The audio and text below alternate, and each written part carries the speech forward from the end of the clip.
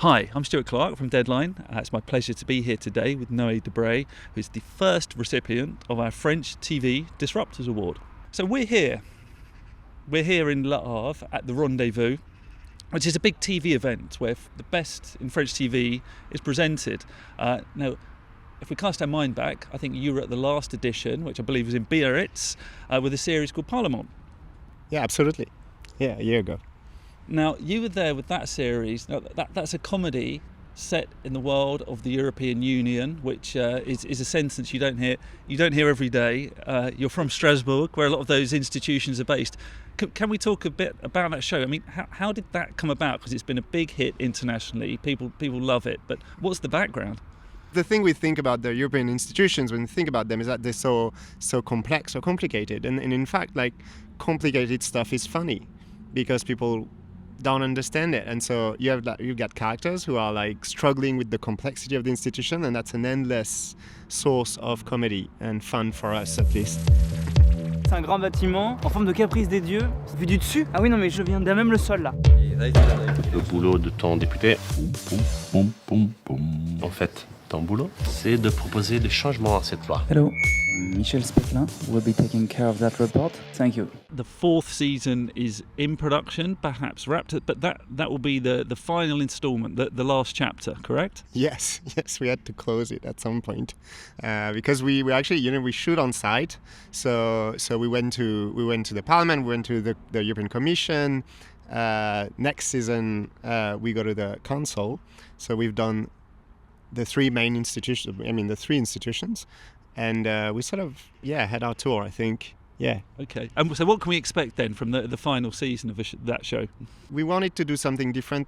I mean, every season is fairly different from the former one. Like we try to do something different every season, and then we sort of get out of the sort of office comedy we used to do this, and this time it's more like, I think it's a tiny bit more dramatic with more tension. It's the time of the series, like it all goes in real time frame with like big stakes. So it's sort of a very much a thought as a finale. Let's just talk about comedy. I mean, you're very versatile. We can see that in the body of work there is. You make films, you write films, you direct as well. Where does comedy fit in there? How did you grow up just loving those 30-minute shows? Just tell us. Yeah, absolutely. So that's the reason, because I started doing writing films. I was very lucky when I was 20. I met Thomas Bidguin, who's like this very renowned screenwriter, and he only does mainly those movies.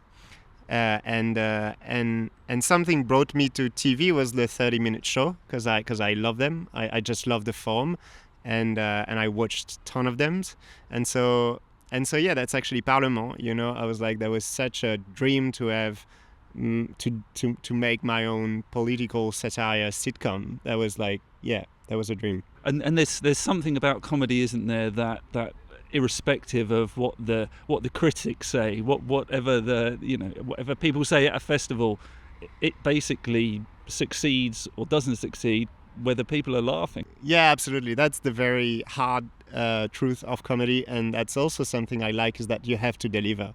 So either people are laughing or they're not, and I don't see if it's working. And I like that because it's earned, and sometimes it's not. And that tension of like getting it. And it's so mysterious as well, at every step, like, because you can sort of write something that sounds funny on paper, but then it's not when the actors are doing it. And then sometimes it didn't really feel funny on stage, but then when you see it edited, it is, and sometimes the opposite also. And so it's a very rewarding and cruel exercise that I enjoy a lot. And so this time at Rendezvous, at the Unifrance Rendez-Vous, there will be a big focus on Zorro. Zorro, you say Zorro, I think everywhere, everyone kind of immediately you think of like, the masked hero. So you brought the masked hero back. So tell us, how does that come about?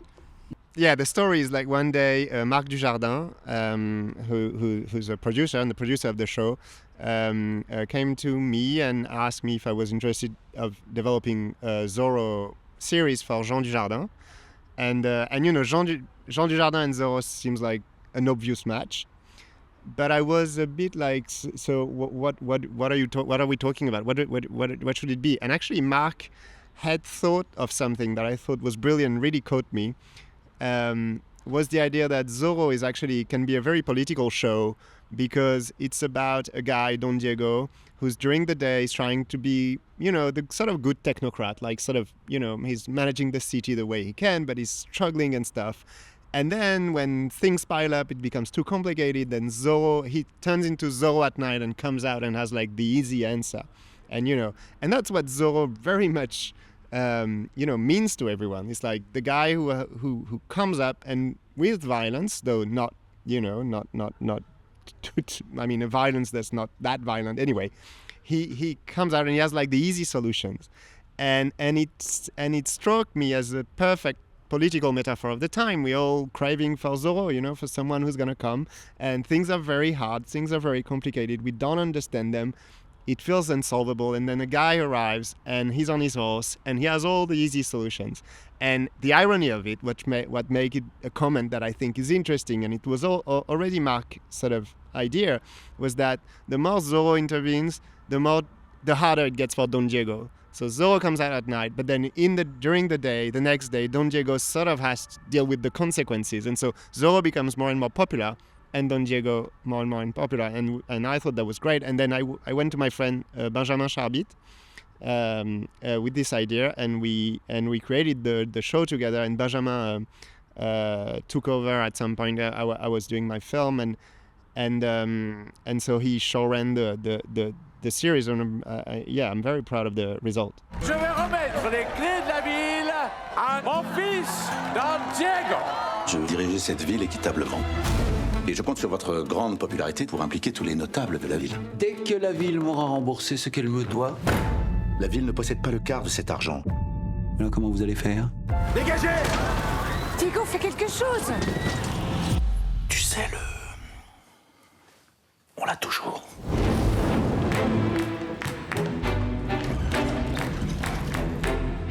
Essayons.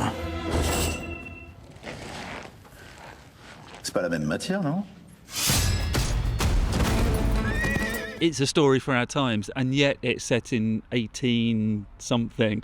But what strikes me is it's kind of US IP. At that moment in time, a lot of the characters perhaps should have spoken Spanish, which is something in itself. But now you are making it into a French language comedy with action. There's a lot going on. I know.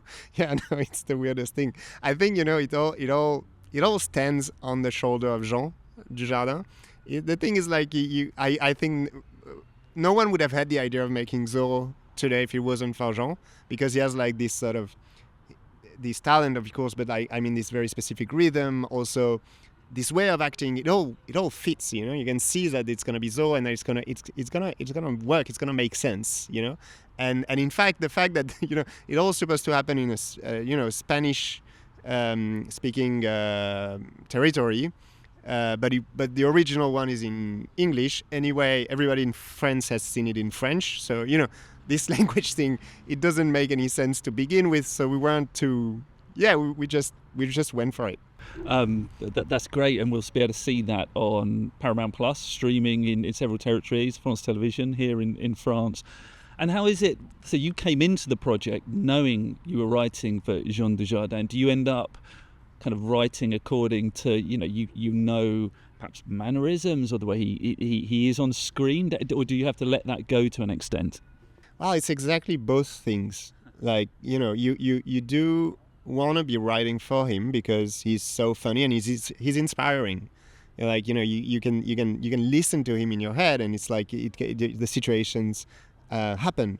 And so that's extremely comforting and gratifying as a screenwriter. And because there's OSS 117, which has like these massive hits in France, and he's brilliant in it. And we were very aware with Benjamin that we didn't want to do OSS 117, who's more like a parody. We're not doing a parody, and we did want to extract the character from that one because we love it. I'm like a huge fan of OSS 117. But it would have felt unoriginal, and so it's exactly both things, like writing for him and a bit writing against what we expect of him as well. In terms of what's next, you have a series coming for Max. Tell us about that. So it's a comedy drama, 30 minutes, about a young woman who becomes a rabbi, and so it's like everyday struggles, and it's a bit at the we're trying to make it at the encounter between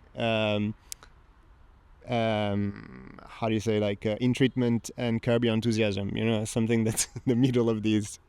So it's a very ambitious show, and it's in montage, in editing. It's loosely based on the book written by Delphine Orviller, who's a rabbi, French rabbi, who's very popular, and her books have been huge hits. And so we're not quite adapting the book. It's more like we wrote the series while in dialogue with her. So we would go to her and come up with situations. I also did that one with Benjamin Charbit, the same guy I wrote Zorro with. And we went to her and was like, so we have this idea for a situation. What do you think? Ever happened to you? What would you tell these people and stuff? And so she would, we would talk with her, and it was a very nice process. And so it's been shot, it's done. Like the show, the shoot is over. It was shot in summer, and during summer. And so now they're just at the beginning of post-production. Thank you, Noé. Like I say, there are many things that we didn't get to talk about. It's fantastic to talk about some of your TV work, and genuinely we're really happy that you're the first recipient of the Deadline French TV Disruptor Award. So thank you. Thank you so much. I'm honored. Thank you.